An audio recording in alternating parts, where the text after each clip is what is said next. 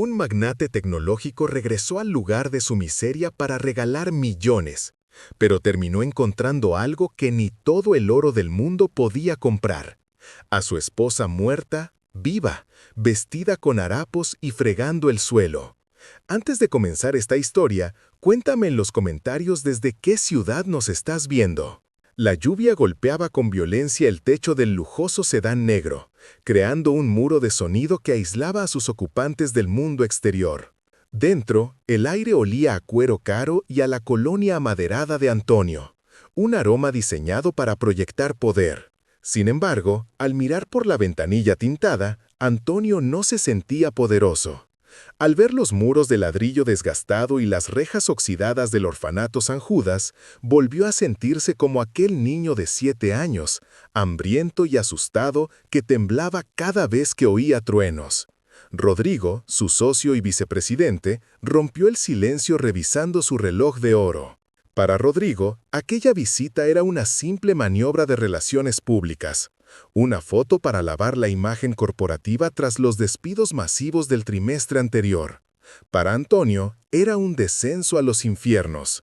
Hacía 5 años que Isabel, su esposa, había fallecido en aquel terrible accidente de coche que lo dejó viudo y con el alma mutilada. Desde aquel día, su corazón se había convertido en un bloque de hielo. Funcionaba, bombeaba sangre, cerraba tratos millonarios, pero era incapaz de sentir calor. El chofer abrió la puerta y el frío húmedo de la tarde le abofeteó la cara. La directora del orfanato, una mujer con una sonrisa demasiado ensayada, los esperaba bajo un paraguas. Los guió a través de los pasillos largos y lúgubres, donde el olor a lejía barata intentaba, sin éxito, ocultar el aroma a humedad y sopa aguada. El sonido de los zapatos italianos de Antonio resonando sobre el terrazo viejo le pareció un insulto a su propio pasado. Llegaron al comedor principal. Los niños estaban sentados en filas, silenciosos, instruidos para comportarse bien ante el gran benefactor. Antonio escuchaba a medias el discurso adulador de la directora sobre cómo su donación cambiaría vidas, pero su mente estaba en otra parte, perdida en la neblina de su dolor crónico. De repente, el mundo se detuvo. No fue un ruido estruendoso, sino un susurro lo que captó su atención. En una esquina del comedor, lejos de la comitiva oficial, una mujer estaba de espaldas, arrodillada, junto a un niño que lloraba bajito. Llevaba un uniforme de limpieza gris, 2 tallas más grande de lo necesario, y el cabello recogido en un moño desordenado. Pero no fue su aspecto lo que congeló la sangre de Antonio. Fue la melodía. La mujer tarareaba una canción de cuna mientras acariciaba la cabeza del niño. Era una melodía antigua, una que Isabel solía cantar distraídamente cuando preparaba el café por las mañanas. Un nudo de hierro se formó instantáneamente en el estómago de Antonio, cortándole la respiración. Sintió un mareo repentino, como si el suelo bajo sus pies se hubiera convertido en agua. Antonio dio un paso vacilante hacia ella, ignorando a Rodrigo que le llamaba por lo bajo. La mujer, sintiendo la presencia de alguien a su espalda, dejó de tararear. Se levantó despacio, con la humildad de quien está acostumbrada a ser invisible, y se giró para pedir disculpas por estar ahí. Cuando sus miradas se cruzaron, el tiempo dejó de existir. Antonio quedó paralizado, incapaz de articular palabra.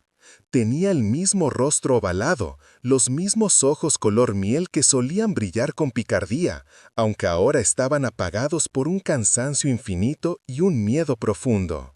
Y allí estaba, inconfundible, la pequeña cicatriz en forma de media luna sobre su ceja izquierda, aquella que se hizo de niña al caer de una bicicleta. Era Isabel. La mujer a la que había enterrado hacía 5 años, lo miraba ahora con terror, aferrando un trapo sucio contra su pecho como si fuera un escudo. Antonio quiso gritar su nombre, pero su garganta estaba cerrada por el shock. Ella no murió, ella estaba allí, pero en sus ojos no había reconocimiento, solo el pánico de una empleada humilde que teme haber molestado al hombre más rico del país.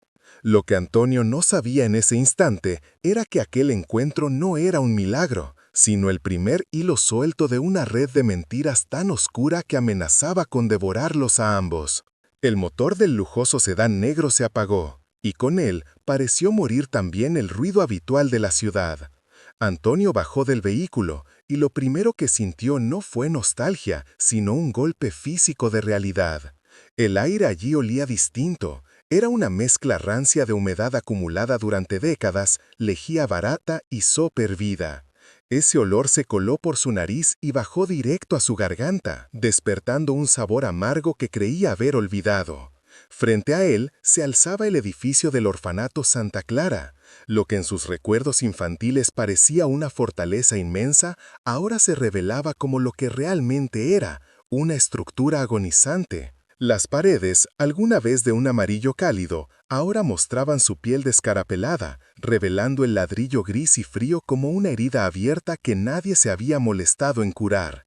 Antonio ajustó su saco de diseño italiano. El movimiento fue mecánico, una armadura para protegerse del pasado. Su dedo pulgar, sin que él lo ordenara, comenzó a girar el anillo de oro blanco en su mano izquierda. El metal estaba frío contra su piel, pero el dolor que evocaba quemaba. Isabel. 5 años habían pasado desde el accidente. 5 años desde que el mundo perdió sus colores y se volvió una escala de grises, como este edificio. «Por el amor de Dios, Antonio, no toques nada», susurró Rodrigo a su lado, sacando un pañuelo de seda para cubrirse discretamente la nariz. Su socio miraba la fachada con una mueca de absoluto desagrado, como si la pobreza fuera una enfermedad contagiosa. «Este lugar es una ruina. Deberíamos haber traído a los abogados, no venir nosotros. Firmar la demolición del ala norte es un favor que les hacemos». Antonio no respondió. Sus ojos oscuros, habitualmente afilados y calculadores, estaban perdidos en una ventana del segundo piso. Allí solía dormir él. Allí soñaba con ser alguien. Ahora lo era, y se sentía más vacío que cuando no tenía nada. La puerta principal de madera hinchada se abrió con un chirrido agónico. La directora, Sor Elena, salió a recibirlos. Era una mujer pequeña, consumida por los años y la preocupación, con las manos enrojecidas de tanto fregar suelos que nunca quedaban limpios del todo. Se secó las palmas en el delantal antes de extender una mano temblorosa. «Señor Torres, señor Velasco», dijo ella, con la voz quebrada por los nervios. Es un milagro tenerlos aquí. Los niños no saben qué decir». Antonio estrechó su mano. La piel de la monja era áspera, como papel de lija, pero cálida.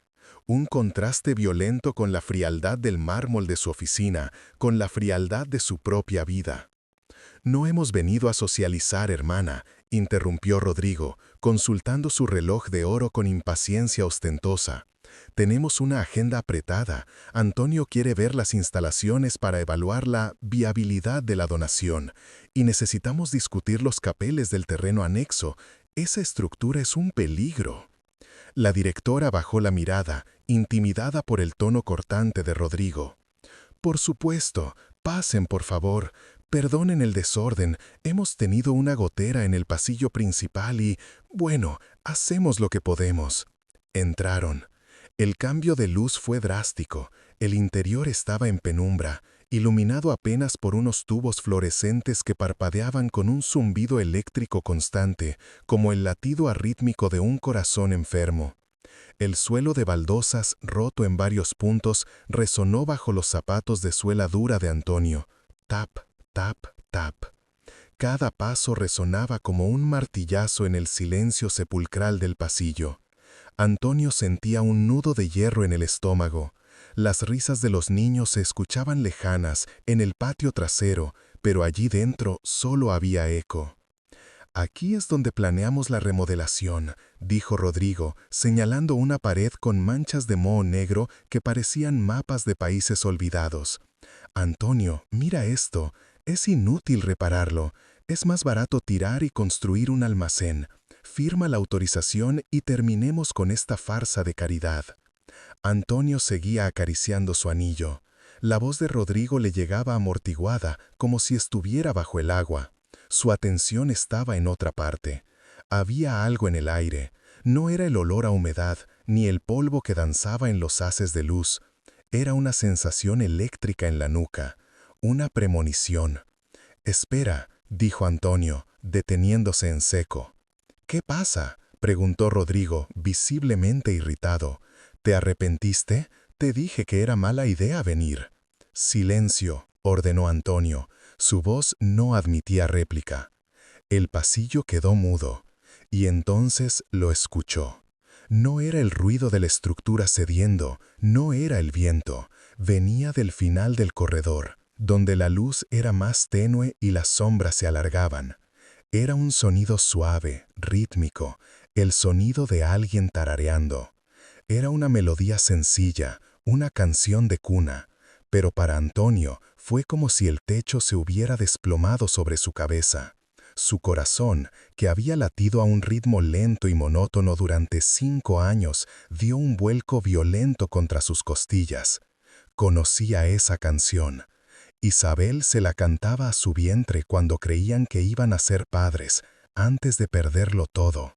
Nadie más la conocía. Era una melodía inventada por ella. Antonio ignoró los gritos de protesta de Rodrigo y echó a andar hacia la penumbra, hacia el sonido que desafiaba toda lógica, sin saber que cada paso lo acercaba al abismo que cambiaría su vida para siempre. Lucía tenía 28 años, aunque el cansancio en sus ojos a veces le sumaba 10 más. Para el mundo, era simplemente la chica de la limpieza del orfanato San Judas, una sombra silenciosa que olía a lejía barata y jabón de lavanda. Nadie la miraba 2 veces. Nadie se preguntaba qué historia se escondía bajo el pañuelo desgastado que siempre llevaba atado a la cabeza, ocultando una cicatriz y con ella su pasado. Sus manos, enrojecidas por el agua fría y los químicos agresivos, frotaban con fuerza las baldosas del pasillo principal. Sin embargo, había algo en su postura que desafiaba su miseria. Incluso de rodillas, fregando la mugre de otros, Lucía poseía una elegancia natural, una rectitud en la espalda y una delicadeza en los movimientos que no encajaba con su uniforme gris de talla grande. Era como si su cuerpo recordaba una vida de distinción que su mente había olvidado por completo. De repente, una punzada aguda le atravesó la sien derecha. Lucía soltó el trapo y se llevó una mano a la cabeza, apretando los párpados con fuerza.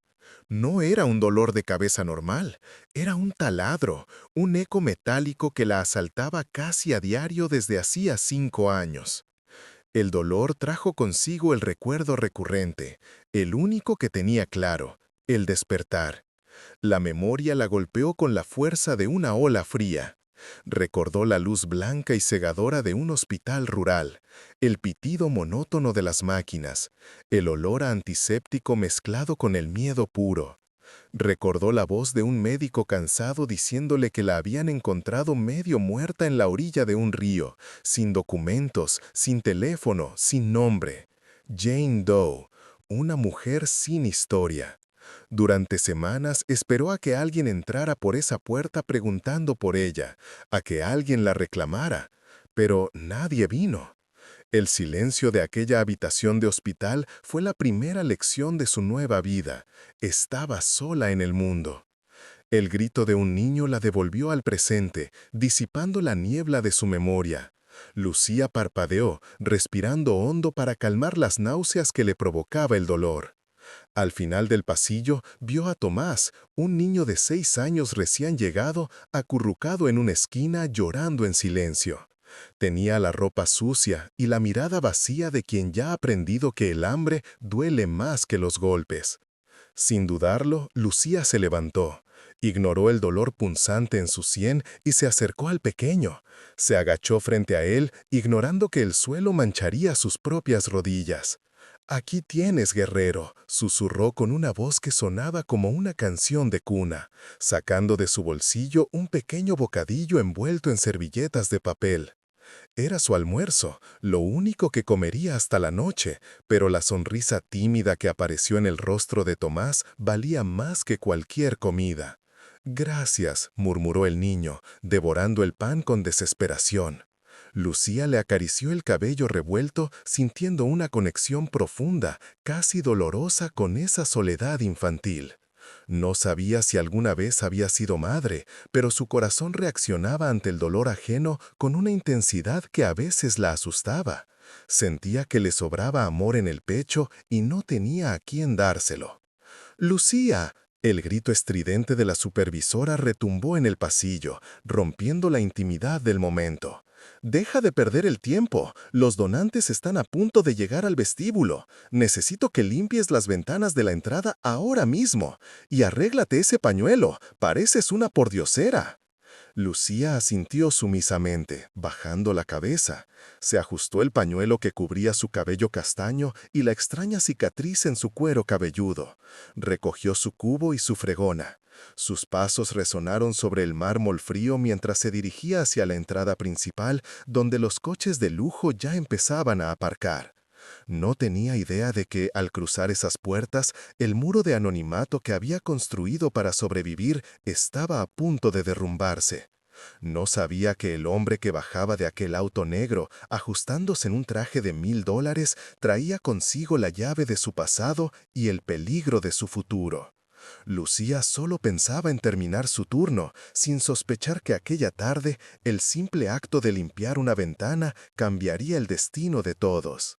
Desde el piso 42 de la torre corporativa más alta de la ciudad, el mundo parecía una maqueta silenciosa y ordenada. Antonio apoyó la frente contra el cristal frío del ventanal. Abajo, los coches eran meros puntos de luz fluyendo por las arterias de concreto, pero él no sentía el pulso de la ciudad. Hacía 5 años que Antonio no sentía absolutamente nada. A los 35 años era el hombre que ocupaba las portadas de todas las revistas financieras. Lo llamaban visionario, el rey del software, el arquitecto del futuro. Pero nadie sabía que por dentro Antonio era una casa abandonada donde el viento soplaba a través de ventanas rotas. Su traje italiano hecho a medida era una armadura, su agenda apretada un mecanismo de defensa para no tener ni un segundo libre donde el recuerdo de Isabel pudiera colarse. Un golpe seco en la puerta de caoba rompió su trance.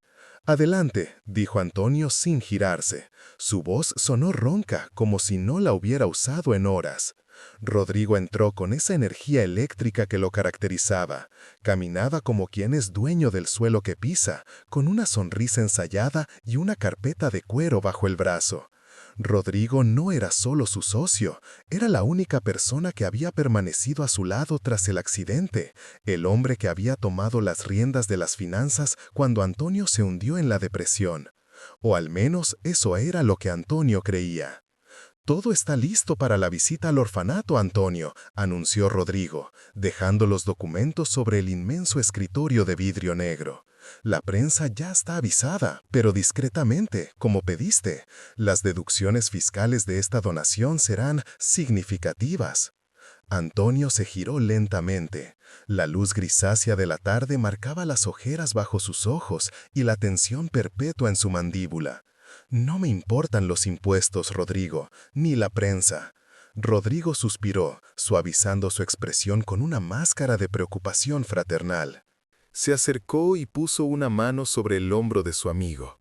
Un gesto que pretendía ser cálido, pero que, por alguna razón, siempre dejaba una sensación de frialdad en la piel de Antonio. «Lo sé, hermano, lo haces por ella, para honrar su memoria. Pero tienes que entender que la empresa necesita esta imagen de caridad. Los inversores están nerviosos con tu aislamiento». Antonio se apartó sutilmente y caminó hacia su escritorio. Sus dedos rozaron un marco de plata que yacía boca abajo. No necesitaba levantarlo para saber qué imagen contenía. Isabel, riendo bajo la lluvia, con el cabello pegado a la cara y una luz en los ojos que podía eclipsar al sol. La culpa le golpeó el estómago como un puño de hierro, una sensación física y brutal que nunca desaparecía. Si ese día él no se hubiera quedado en la oficina revisando un contrato estúpido, si hubiera subido a ese coche con ella, quizás ambos estarían muertos o quizás ambos estarían vivos. Pero la realidad era que él vivía condenado a respirar un aire que ella ya no respiraba. Regresar al orfanato donde crecí no es una estrategia de marketing, murmuró Antonio, clavando sus ojos oscuros en Rodrigo. Es lo único real que me queda.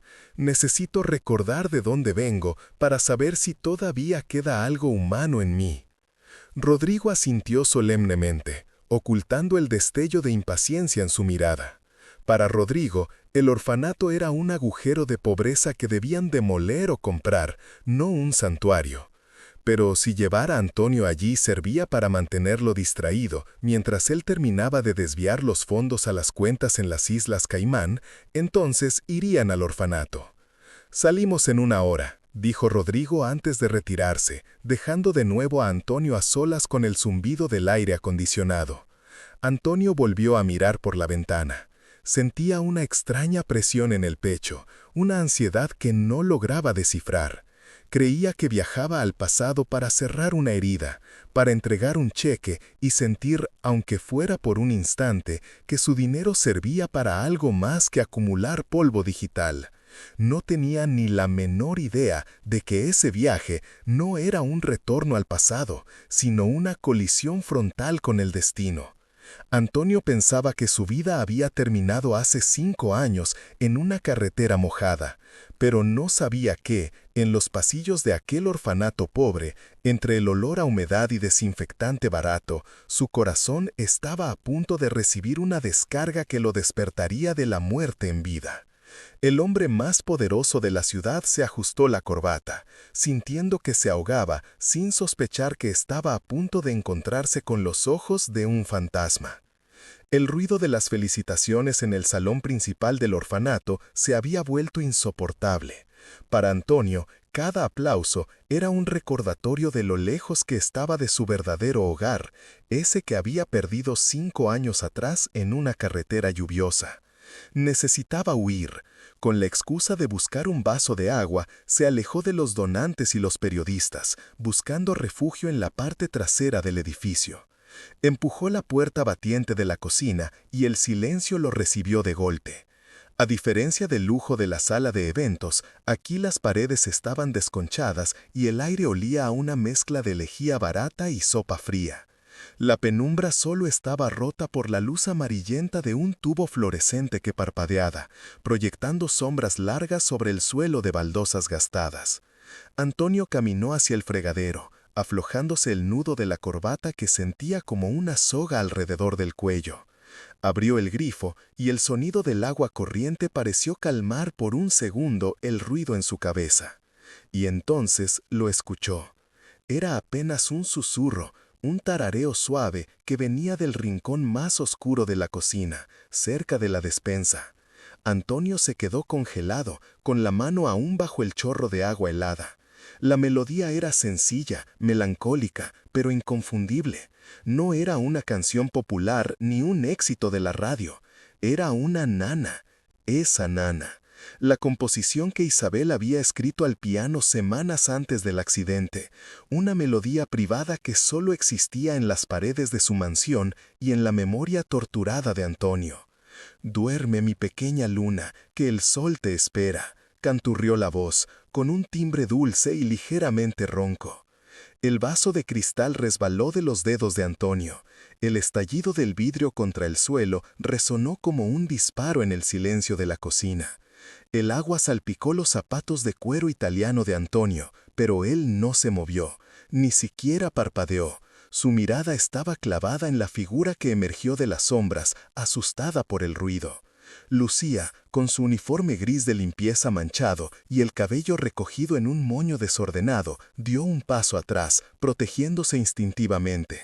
«Lo siento, señor», exclamó ella, bajando la vista rápidamente para buscar una escoba. «No sabía que había alguien aquí. Pagaré el vaso. Por favor, no». Antonio sintió que las piernas le fallaban. Un frío glacial le recorrió la columna vertebral, mientras el corazón le golpeaba las costillas con una violencia que dolía.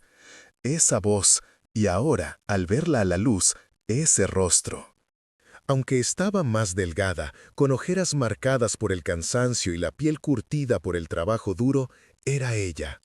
Era Isabel. ¿Isabel? Susurró Antonio, con la voz quebrada, dando un paso vacilante hacia ella. Lucía levantó la vista, confundida. Al cruzar su mirada con los ojos desesperados de aquel millonario, algo extraño sucedió. No lo reconoció. Para ella era un extraño imponente. Pero su cuerpo reaccionó antes que su mente. Un mareo repentino la golpeó, un vértigo nauseabundo que la obligó a apoyarse en la mesa de metal. Sintió un pinchazo agudo en la sien, como si una aguja invisible intentara coser un recuerdo roto. «Yo no me llamo Isabel, señor», balbuceó Lucía, llevándose una mano a la cabeza, sintiendo que el suelo se inclinaba bajo sus pies. «Soy Lucía, solo trabajo aquí».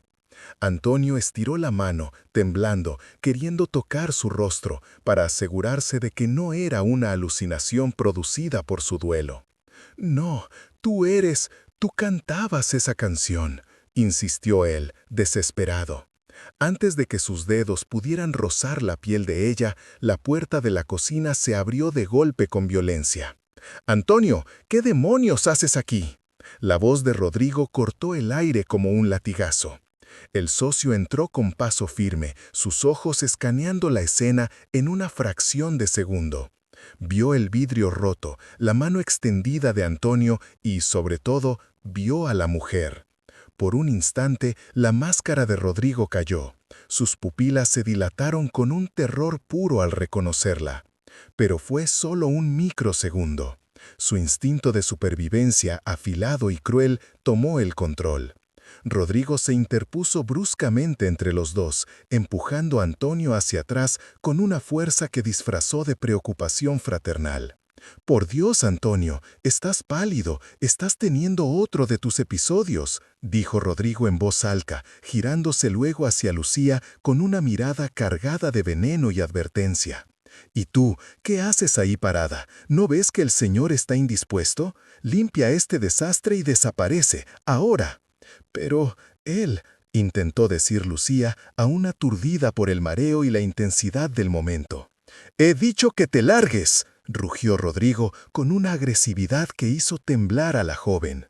Lucía, asustada y confundida por la extraña familiaridad que sentía y el miedo que le provocaba aquel segundo hombre, recogió sus cosas atropelladamente y salió corriendo por la puerta de servicio, sin mirar atrás. Antonio intentó seguirla, pero Rodrigo lo agarró fuerte por los hombros, clavándole los dedos en el traje. «Suéltame, Rodrigo, era ella, era Isabel», jadeó Antonio, mirando la puerta por donde ella había huido. «Isabel está muerta, Antonio, la vimos enterrar. El estrés te está haciendo ver fantasmas», mintió Rodrigo, aunque el sudor frío empezaba a perlar su propia frente. «Es solo una empleada pobre que se parece un poco, nada más. Vámonos al coche». Antonio se dejó arrastrar fuera de la cocina, con la mente nublada y el cuerpo entumecido. Pero mientras caminaban hacia la salida, un pensamiento se clavó en su mente como una estilla que no podría sacarse nunca. Rodrigo podía mentir sobre el parecido, pero había algo que no podía explicar. Esa mujer estaba tarareando una canción que nunca se había publicado, una canción que solo Isabel y él conocían. Y Antonio sabía que no estaba loco. Afuera, la tormenta azotaba los ventanales del viejo orfanato con la furia de una bestia herida. Los truenos hacían vibrar los cimientos del edificio en ruinas, y en la sala común, el llanto de los niños se había convertido en un coro de angustia. Lucía, con su uniforme gris desgastado y las manos enrojecidas por el cloro, intentaba calmarlos, pero sus palabras se perdían en el estruendo. Miró a su alrededor, desesperada, buscando algo, cualquier cosa, que pudiera ofrecer consuelo en medio del caos. Sus ojos se posaron en el rincón más oscuro de la sala, un piano de cola antiguo cubierto por una sábana polvorienta, olvidado como un mueble inservible. Algo en su interior, un instinto que no recordaba poseer, pero que sentía latir en sus venas, la empujó hacia allí. Retiró la sábana con cuidado, levantando una nube de polvo que bailó bajo la luz intermitente de la tormenta. Se sentó en la banqueta de madera que crujió bajo su peso. Sus manos temblaban, esas manos que pasaban 12 horas al día frotando suelos y escurriendo trapos sucios no parecían pertenecer a ese instrumento noble. Sin embargo, cuando sus dedos rozaron el marfil amarillento de las teclas, su respiración se acompasó. Cerró los ojos y dejó que la memoria muscular tomara el control. La primera nota sonó tímida, pero la segunda fue firme, clara y dolorosamente hermosa. Lucía comenzó a tocar el nocturno en mi bemol mayor de Chopin. No era una melodía sencilla, requería una técnica depurada, una sensibilidad que no se aprende, se vive. La música se elevó por encima del ruido de la lluvia, una cascada de notas líquidas que inundó la habitación fría con una calidez imposible. Poco a poco, el llanto de los niños cesó. Uno a uno se fueron acercando, hipnotizados por aquella mujer que de repente ya no parecía una simple limpiadora, sino un ángel cansado. Antonio y Rodrigo estaban en el pasillo, a punto de marcharse antes de que la carretera se inundara. Antonio se detuvo en seco. El sonido del piano lo golpeó con la fuerza física de un puñetazo en el pecho. Esa canción no era una canción cualquiera. Era la pieza que Isabel tocaba cada noche cuando estaba embarazada, la misma melodía que llenaba su mansión de vida antes de que el silencio de la muerte lo ocupara todo. Antonio caminó hacia la sala como un sonámbulo, con el corazón martillándole en la garganta. Se aferró al marco de la puerta, sintiendo que las piernas le fallaban. Allí estaba ella. La luz de un relámpago iluminó la escena. Lucía, con los ojos cerrados y la cabeza ligeramente inclinada hacia la izquierda, una postura idéntica a la de su esposa. Antonio vio sus manos moverse sobre el teclado con una fluidez sobrenatural. Vio cómo su dedo meñique se arqueaba sutilmente al final de cada fraseo, un tic, un detalle minúsculo y personal que solo Isabel tenía. Las lágrimas comenzaron a correr por el rostro del magnate sin que él pudiera detenerlas. El aire se le escapó de los pulmones. No estaba viendo a una desconocida tocando el piano, estaba viendo un fantasma. Detrás de él, Rodrigo palideció hasta parecer un cadáver. El socio ambicioso sintió un frío glacial recorrerle la espalda, el frío del terror puro. Él sabía que esa mujer debía estar muerta. Él había pagado para que ese coche ardiera. Verla allí, tocando con la misma maestría que la mujer a la que intentó eliminar, hizo que su mundo perfecto de mentiras comenzara a agrietarse. Si Antonio ataba cabos, si Antonio reconocía ese estilo único, Rodrigo estaba acabado. La melodía llegó a su fin con un acorde suave que quedó suspendido en el aire, desafiando al trueno que retumbó lejos. Lucía abrió los ojos, volviendo a la realidad, y se sobresaltó al ver a los dos hombres de traje en la puerta. Bajó la mirada rápidamente, avergonzada, escondiendo sus manos rojas bajo el delantal sucio, como si hubiera cometido un crimen al tocar algo tan bello. «Perdone, señor», susurró ella con voz temblorosa. «Solo quería calmar a los niños, no volverá a ocurrir». Antonio no respondió de inmediato. No podía. Dio un paso hacia ella, ignorando la mirada de pánico de Rodrigo que le rogaba que se fueran. El millonario se acercó hasta quedar a 1 metro de ella, invadiendo su espacio, buscando desesperadamente en sus ojos marrones algún rastro de reconocimiento. «¿Dónde aprendió a tocar así?», preguntó Antonio, su voz rota por una emoción que apenas podía contener. Lucía lo miró, confundida y asustada. «No lo sé, señor», respondió ella, y una lágrima solitaria resbaló por su mejilla. «Simplemente mis manos recordaron el camino». Antonio sintió un escalofrío. En ese momento, la duda se disipó y fue reemplazada por una certeza aterradora. Miró de rojo a Rodrigo y notó el sudor en la frente de su socio, el temblor en sus manos. Esto no era una coincidencia. Y Antonio estaba dispuesto a incendiar el mundo entero para descubrir por qué su esposa muerta estaba allí pidiendo perdón por tocar el piano. ¡Esa mujer es una estafadora! El grito de Rodrigo rompió el silencio de la oficina improvisada, rebotando en las paredes desnudas como una sentencia de muerte. Antonio estaba de pie frente a la ventana, con la mirada perdida en el patio donde los niños jugaban bajo la llovizna. Sus manos temblaban ligeramente, un detalle que intentaba ocultar metiéndolas en los bolsillos de su costoso traje italiano. La imagen de Lucía, con esos ojos que eran réplicas exactas de los de Isabel, seguía grabada en su retina, quemándole el alma. «No es posible que sea una coincidencia, Rodrigo», murmuró Antonio, con la voz rota. «Tiene su sonrisa, tiene su forma de caminar, incluso tararea las mismas canciones». Rodrigo se acercó lentamente, como una serpiente que ha medido la distancia exacta para el ataque. Puso una mano sobre el hombro de su socio, un gesto que pretendía ser de consuelo, pero que pesaba como una losa de plomo. «Precisamente, Antonio, piénsalo con la cabeza fría por una vez». Una vez, su voz bajó un tono, volviéndose un susurro venenoso. «Nuestros competidores saben que estás vulnerable, saben que Isabel fue tu único punto débil. ¿Qué mejor manera de destruir tu imperio que enviarte un fantasma? Han contratado a una actriz, una maldita profesional que se ha estudiado cada gesto de tu difunta esposa para manipularte».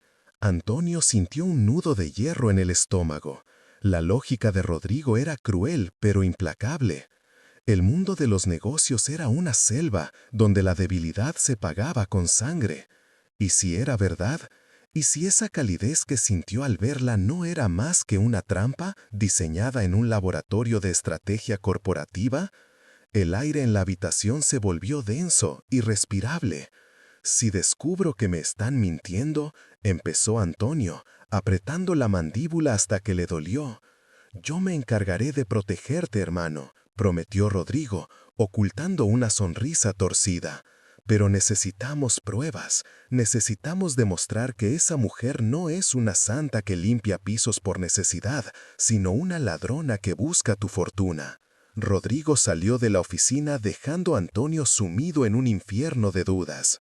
Sus pasos resonaron firmes por el pasillo de baldosas desgastadas hasta llegar a la cocina del orfanato.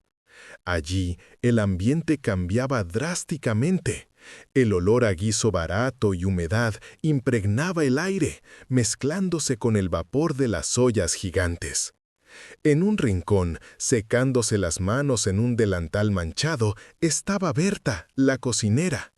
Una mujer de mirada esquiva y manos enrojecidas por el trabajo duro que siempre había mirado a Lucía con una mezcla de envidia y desdén por su juventud y belleza. Rodrigo no perdió el tiempo. Sacó de su bolsillo interior un sobre grueso y, con la otra mano, un objeto pequeño que brillaba con luz propia. Un broche de zafiros y diamantes. Era una joya que Antonio había traído consigo, una pieza que perteneció a Isabel y que él guardaba como amuleto. Rodrigo lo había sustraído del maletín de Antonio minutos antes. ¿Sabe lo que tiene que hacer?, preguntó Rodrigo, su voz cortante como el filo de un bisturí. Berta miró el dinero, luego la joya y finalmente asintió. Sus dedos ásperos se cerraron sobre el broche frío. El metal precioso contrastaba dolorosamente con la piel curtida de la mujer. «En el bolso de Lucía», susurró Berta con la voz temblorosa por la codicia. «Ella deja sus cosas en el armario del sótano mientras limpia el salón principal. Hágalo ahora. Y recuerde, si abre la boca, no solo perderá su trabajo, se asegurará de no volver a encontrar uno en esta vida». Mientras tanto, ajena a la tormenta que se formaba sobre su cabeza, Lucía frotaba el suelo de mármol del vestíbulo. Sus rodillas dolían contra la piedra fría, pero su mente estaba en otro lugar. Pensaba en aquel hombre elegante, Antonio, y en la extraña tristeza que emanaba de él. Cada vez que él la miraba, ella sentía un escalofrío que no era de miedo, sino de reconocimiento, como si una parte olvidada de su cerebro intentara gritarle algo que no lograba entender. Se detuvo un momento para recuperar el aliento. El silencio del orfanato era pesado. No sabía que, a pocos metros de distancia, unas manos traidoras estaban deslizando una joya millonaria entre sus humildes pertenencias, sellando su destino. Rodrigo observaba desde la sombra del pasillo, ajustándose los gemelos de su camisa. Todo estaba listo, la duda estaba sembrada y la evidencia estaba plantada.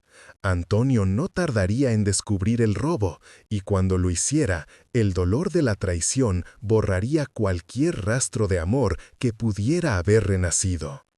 «Disfruta tus últimos minutos de inocencia, querida», murmuró Rodrigo para sí mismo antes de dar la vuelta para iniciar el acto final de su obra maestra. El chillido agudo de la alarma de seguridad destrozó la quietud de la tarde, rebotando contra las paredes desconchadas del orfanato como un presagio de fatalidad. Hasta ese momento, la inspección había transcurrido con una calma tensa, pero aquel sonido metálico transformó la atmósfera en un caos inmediato.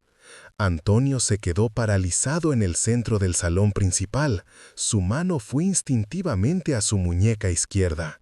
Vacía. El reloj Patek Philippe, una reliquia familiar que valía más que todo el edificio, había desaparecido.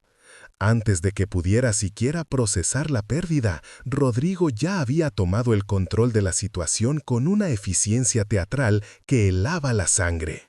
«No salgan de aquí», ordenó Rodrigo, su voz retumbando con una autoridad que no admitía réplicas. Sus ojos, oscuros y calculadores, barrieron la sala hasta detenerse en Lucía, quien sostenía una escoba con las manos temblorosas, arrinconada junto a la puerta de servicio. Con pasos largos y depredadores, Rodrigo se acercó a ella. Sin pedir permiso, arrebató el bolso desgastado que Lucía guardaba en una silla cercana. «No, por favor, es privado», susurró ella, pero su voz se quebró, ahogada por un nudo de hierro en la garganta.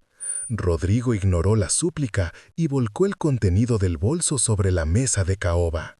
Entre envoltorios de caramelos baratos y un monedero raído, el brillo dorado del reloj de Antonio resplandeció bajo la luz de la lámpara.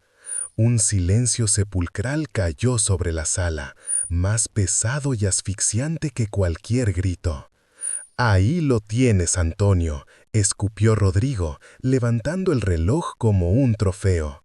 «Te dije que esta gente no tiene honor, solo buscan una oportunidad para morder la mano que les da de comer». Lucía sintió que el aire abandonaba sus pulmones, negó con la cabeza frenéticamente, sus ojos grandes y llenos de pánico buscando los de Antonio. Buscaba un salvavidas, una pizca de esa conexión inexplicable que habían compartido días atrás, esa calidez que le había hecho creer que él era diferente. «Yo no fui, señor Antonio, lo juro por mi vida. Alguien lo puso ahí», balbuceó, las lágrimas comenzando a emborronar su visión. Antonio la miró. Por un segundo vio a Isabel, vio la misma vulnerabilidad, la misma inocencia en la curva de sus labios.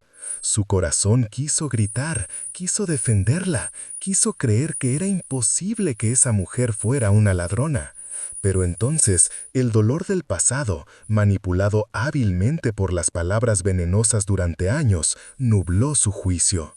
La evidencia física, fría y tangible sobre la mesa, pesaba más que su intuición. Antonio cerró los ojos y cuando los abrió ya no había calidez en ellos, solo un muro de hielo. Se dio la vuelta, dándole la espalda. Ese gesto, simple y silencioso, fue más doloroso para Lucía que cualquier golpe físico. «Lárgate de aquí, ladrona», gritó Rodrigo, saboreando el triunfo, mientras la directora del orfanato, aterrorizada por perder la donación, empujaba a Lucía hacia la salida. «No queremos volver a ver tu cara de hipócrita nunca más». La puerta principal se cerró con un estruendo que resonó en el pecho de Lucía como un disparo.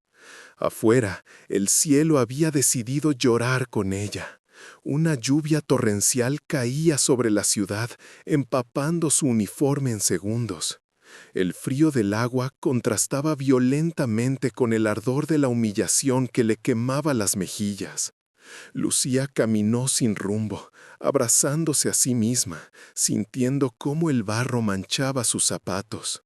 No lloraba por el despido, ni por la pobreza que la esperaba en casa.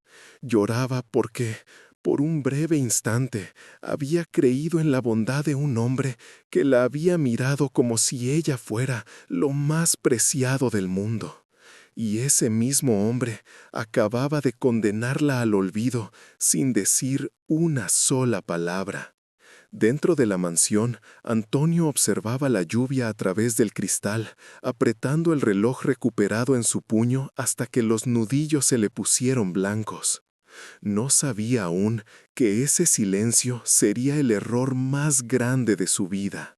El silencio en la vieja oficina del orfanato no traía paz, pesaba como una losa de cemento sobre los hombros de Antonio. Afuera, la lluvia golpeaba los cristales con la insistencia de un recuerdo que se niega a ser olvidado, mientras que dentro, el único sonido era el zumbido intermitente de una bombilla a punto de fundirse. Rodrigo se había marchado hacía una hora bajo la excusa de atender una llamada urgente de la junta directiva, dejando a Antonio solo, rodeado por el olor a cera rancia, madera podrida y secretos acumulados durante décadas. Para distraer a los demonios que le gritaban en la cabeza cada vez que cerraba los ojos y veía el rostro de Lucía, Antonio comenzó a revisar los archivadores metálicos oxidados que cubrían la pared norte. Buscaba viejos registros de donaciones para justificar su insomnio, pero el destino, cruel y preciso, guió sus dedos hacia una carpeta de cartón amarillento mal archivada en el fondo del cajón. La etiqueta, escrita con una caligrafía temblorosa, decía simplemente: «Personal de ingreso, casos especiales». La curiosidad fue más fuerte que la prudencia. Al abrirla, la primera hoja cayó sobre el escritorio de caoba rayada. Era la ficha de ingreso de Lucía. Antonio sintió un escalofrío recorrerle la espina dorsal, una sensación física y gélida que nada tenía que ver con la temperatura de la habitación. Sus ojos se clavaron en la fecha de entrada, 14 de octubre de hace 5 años. El aire se le congeló en los pulmones. Esa fecha estaba grabada a fuego en su alma. Era la misma noche en que su vida se rompió, la noche en que la policía le dijo que el coche de Isabel se había salido de la carretera y había ardido en el barranco.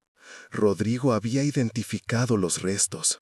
Rodrigo le había sostenido mientras él gritaba de dolor.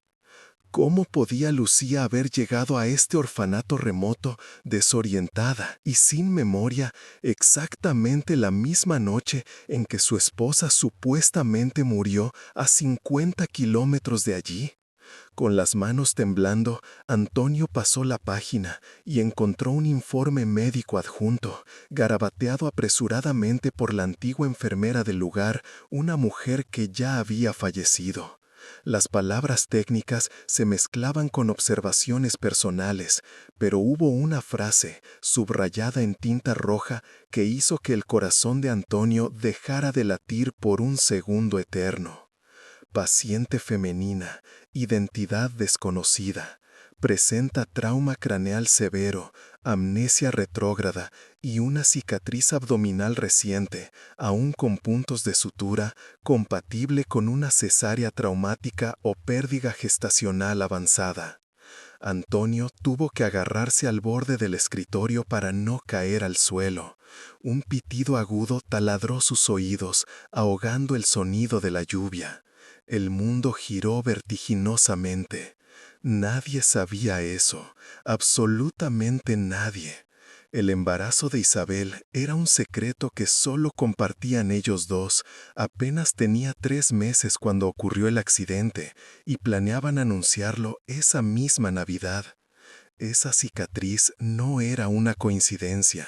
Esa cicatriz era la firma de una tragedia que él ni siquiera sabía que había ocurrido por completo. La verdad le golpeó con la violencia de un huracán, disipando la niebla de 5 años de duelo. El bebé. Habían perdido al bebé en aquel ataque. Isabel no murió en un accidente.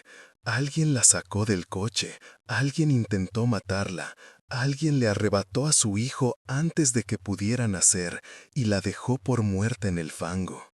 Y ese alguien se aseguró de que Antonio enterrara un ataúd vacío o con restos falsos. Una lágrima solitaria, caliente y cargada de rabia, rodó por su mejilla. Ahora todo tenía un sentido macabro. La insistencia de Rodrigo en no hacer autopsia por el estado del cuerpo, la prisa por incinerar, el control absoluto que su socio tomó sobre la empresa mientras Antonio se hundía en la depresión. Antonio cerró la carpeta con una suavidad aterradora, muy distinta al temblor de hace unos minutos. El dolor agudo en su pecho se transformó en algo sólido, frío y letal. Se levantó de la silla y caminó hacia la ventana, observando su propio reflejo en el cristal oscuro. Ya no veía al viudo destrozado que vino a hacer caridad. Veía a un hombre que acababa de despertar de una pesadilla para entrar en una guerra. Rodrigo volvería por la mañana pensando que seguía teniendo el control, pero no sabía que el hombre que le esperaba en esa oficina ya no era su amigo, sino su verdugo. La gala benéfica brillaba con una opulencia que insultaba a las paredes desconchadas del antiguo orfanato. Lámparas de araña alquiladas colgaban de vigas viejas y el champán francés corría libremente entre los inversores, quienes reían ignorantes de que estaban pisando el suelo donde Antonio había llorado su infancia. Rodrigo, con su traje italiano impecable y una sonrisa de tiburón, levantó su copa hacia el centro del salón. Se sentía invencible. En su mente ya había ganado. Esa misma noche anunciaría la demolición del edificio para construir un centro comercial de lujo, borrando así el último vestigio del pasado humilde de su socio. «Damas y caballeros», comenzó Rodrigo, su voz amplificada resonando con falsa modestia. «Hoy cerramos un ciclo para abrir paso al progreso. Antonio no ha podido venir, lamentablemente. El dolor de los recuerdos es...» El chirrido pesado de las puertas principales de roble macizo cortó su discurso como un cuchillo. El silencio cayó sobre la sala, denso y repentino, sofocando el tintineo de los cristales. Antonio entró. No caminaba como el hombre roto que había llegado semanas atrás. Caminaba con la furia fría de una tormenta contenida. Pero no fue él quien robó el aliento de los presentes, fue quien venía de su brazo. Lucía. Ya no había rastro del uniforme gris de limpieza, ni del olor a lejía, ni de la postura encorvada por la vergüenza. Vestía un traje de noche color verde esmeralda, el mismo tono que Isabel usó en su último aniversario. Su cabello, antes oculto en un moño descuidado, caía en ondas suaves sobre sus hombros. Pero lo más aterrador para Rodrigo no fue el vestido, sino sus ojos. La neblina de la amnesia se estaba disipando, reemplazada por una claridad dolorosa y acusadora. Rodrigo sintió que la sangre se le helaba en las venas, un nudo de hierro le apretó el estómago hasta casi provocarle náuseas. «¡Isabel!», susurró alguien entre la multitud. El nombre recorrió la sala como un escalofrío. Antonio subió al escenario. Rodrigo retrocedió un paso, tropezando casi imperceptiblemente. Su arrogancia se desmoronó, dejando ver al cobarde que habitaba bajo la seda cara. «¿Qué haces aquí?», sisó Rodrigo, intentando mantener la compostura, aunque el sudor frío ya perlaba su frente. «Esto es una gala, no un teatro para tus delirios. Esa mujer es una simple limpiadora». Antonio tomó el micrófono con una calma que asustaba más que cualquier grito. «Tienes razón, Rodrigo.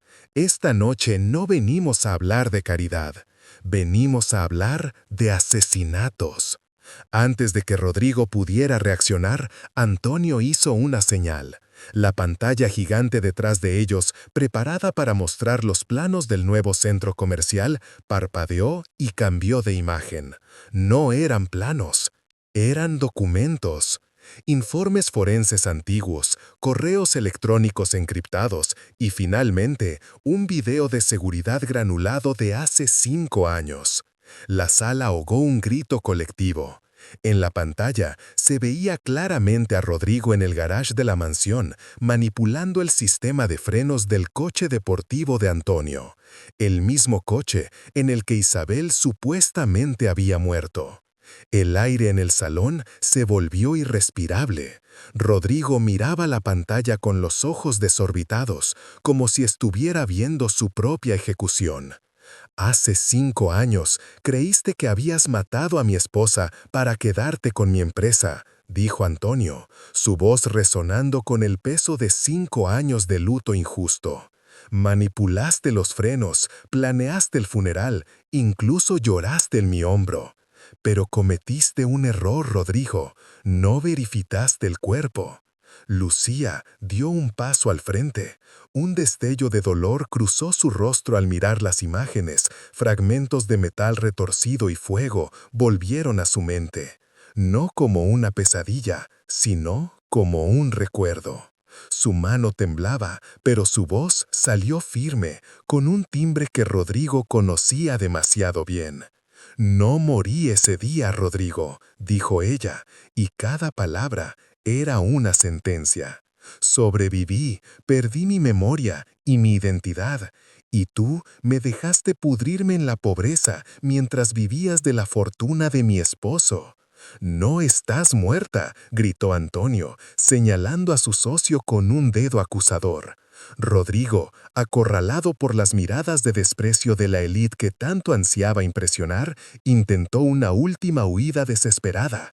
«Es mentira, es un montaje, esa mujer es una impostora», gritó, empujando a un camarero para correr hacia la salida lateral. Pero las puertas ya estaban bloqueadas.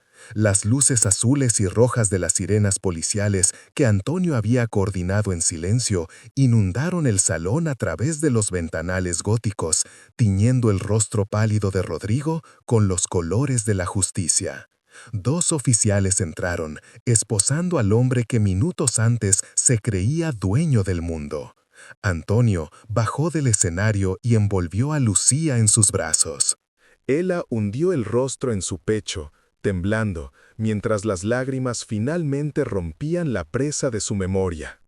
Entre el caos de los flashes de los fotógrafos y los gritos de Rodrigo siendo arrastrado fuera, Antonio solo podía escuchar el latido del corazón de ella contra el suyo. «Todo acabó», susurró él, besando su frente. Pero Lucía levantó la vista, y en sus ojos ya no había miedo, sino una determinación feroz. «No, Antonio», dijo ella suavemente, «apenas estamos empezando a recuperar lo que nos robaron.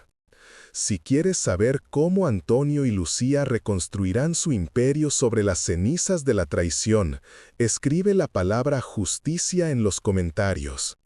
El sonido metálico de las esposas cerrándose alrededor de las muñecas de Rodrigo resonó más fuerte que cualquier discurso que hubiera dado en su vida.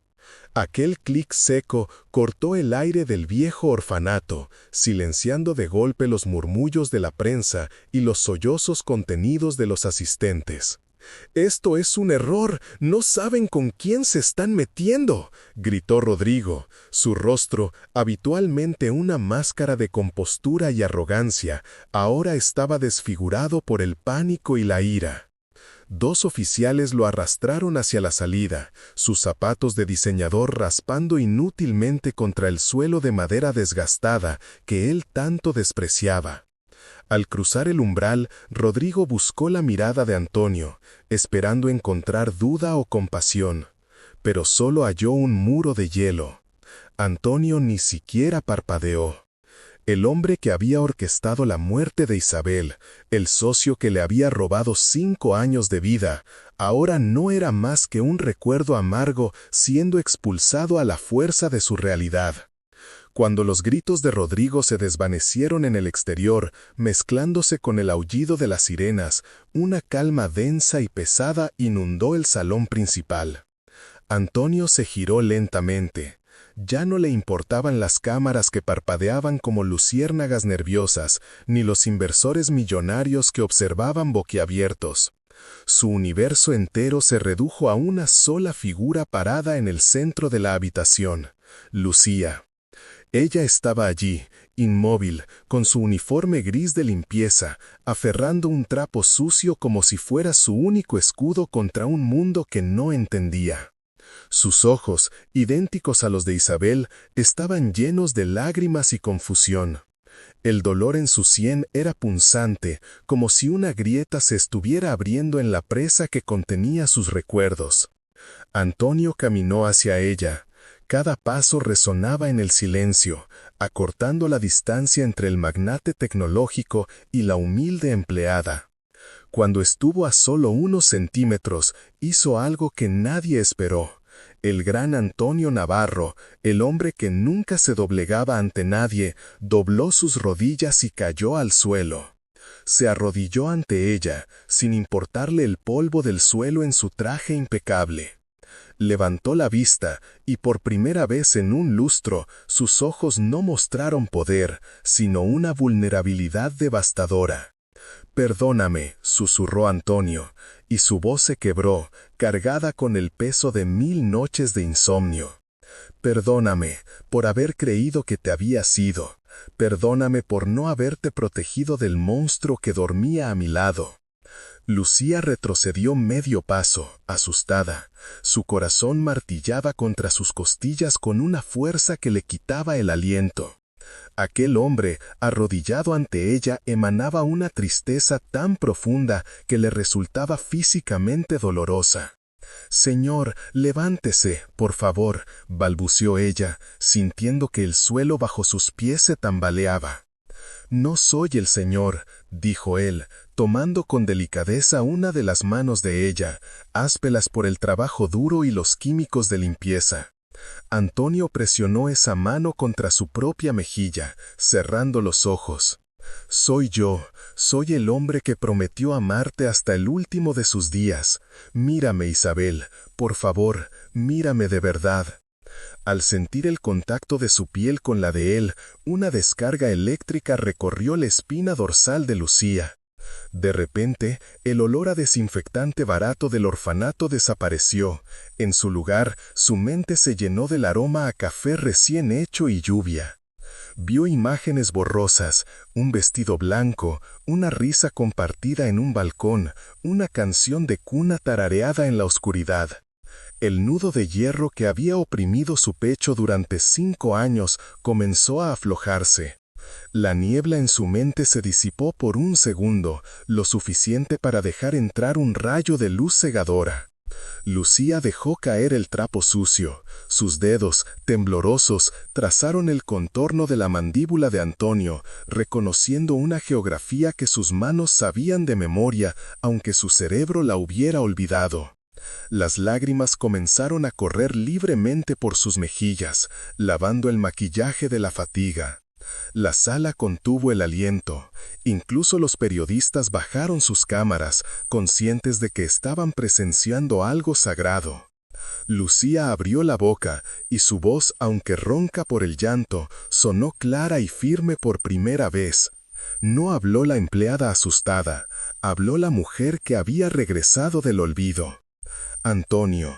El nombre salió de sus labios como una plegaria contestada. Antonio abrió los ojos y una lágrima solitaria rodó por su mejilla.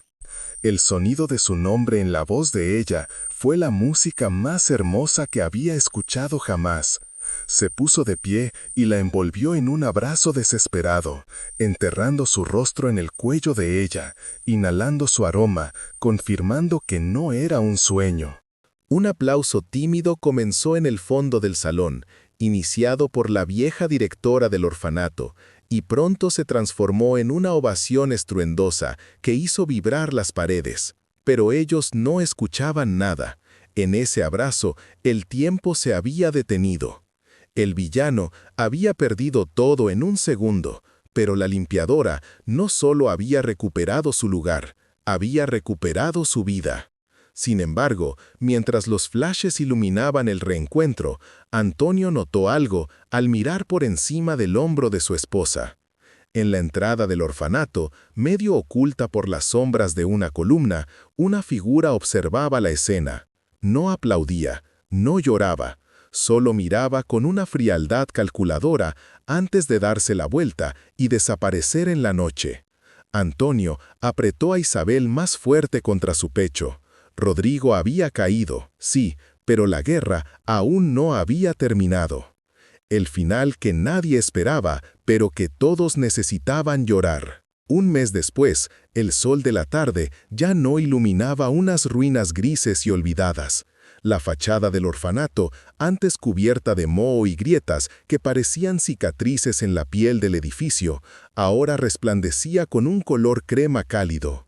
El olor a humedad y abandono había sido reemplazado por el aroma dulce de los jazmines recién plantados y el sonido inconfundible de risas infantiles que rebotaban contra las paredes renovadas. Antonio observaba la escena desde un banco de madera en el jardín, sintiendo una extraña calma en el pecho, una sensación que no había experimentado en 5 años.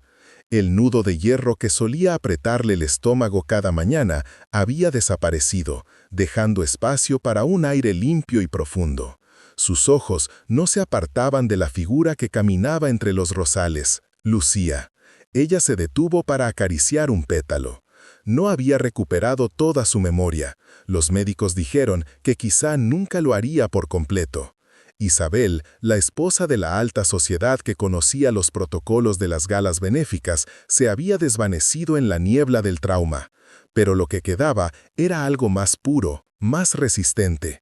Lucía, la mujer que había sobrevivido limpiando suelos y soportando humillaciones, tenía una luz que Isabel nunca conoció.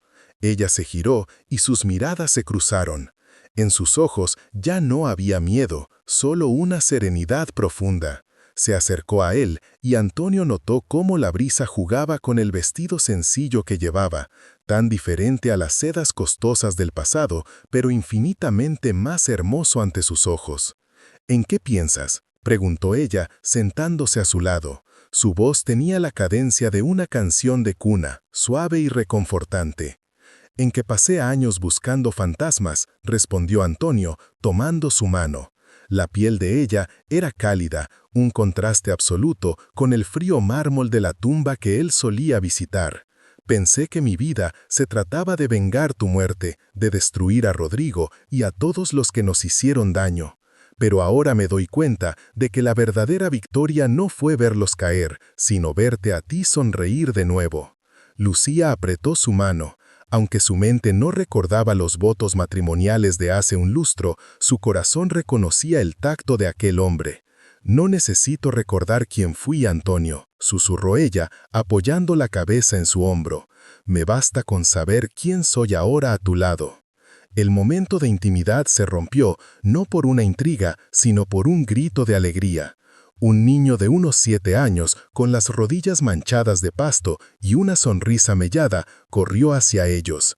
Era el mismo pequeño que Lucía consolaba en secreto cuando ella no era más que la empleada de limpieza invisible. «Miren», gritó el niño, agitando un papel con un dibujo de 3 figuras bajo un sol gigante. Antonio sintió un nudo en la garganta, pero esta vez era de emoción pura. Sacó del bolsillo interior de su saco un sobre oficial. No eran acciones de bolsa, ni demandas, ni contratos de adquisición hostil. Eran los papeles de adopción, finalmente sellados por el juez esa misma mañana. «Es perfecto, campeón», dijo Antonio, levantando al niño en brazos. Lucía los abrazó a ambos. En ese instante, bajo la luz dorada del atardecer, la imagen era la definición absoluta de redención. El magnate tecnológico, la mujer que volvió de la muerte y el niño que no tenía a nadie, ahora formaban una estructura indestructible. El destino, cruel y retorcido durante tanto tiempo, parecía haberles devuelto con intereses lo que les había robado. Mientras caminaban de regreso hacia el edificio principal para la cena, el teléfono de Antonio vibró en su bolsillo. No era el tono habitual de negocios, era una vibración seca e insistente. Antonio se detuvo un segundo, dejando que Lucía y el niño se adelantaran unos pasos. Sacó el dispositivo. Número desconocido. Código de área internacional. Una sombra de duda cruzó su rostro, oscureciendo momentáneamente su felicidad. Contestó sin decir nada. Al otro lado, solo hubo silencio durante 3 segundos, seguido de una voz distorsionada, casi mecánica, que heló la sangre en sus venas. «Felicidades por la reunión familiar, Antonio, pero Rodrigo no trabajaba solo, y ella todavía tiene algo que nos pertenece». La llamada se cortó. Antonio levantó la vista. Lucía se giró para mirarlo, sonriendo bajo la luz del porche, ajena al abismo que acababa de abrirse de nuevo bajo sus pies. Él guardó el teléfono y forzó una sonrisa, sabiendo que la guerra había terminado, pero la cacería apenas comenzaba.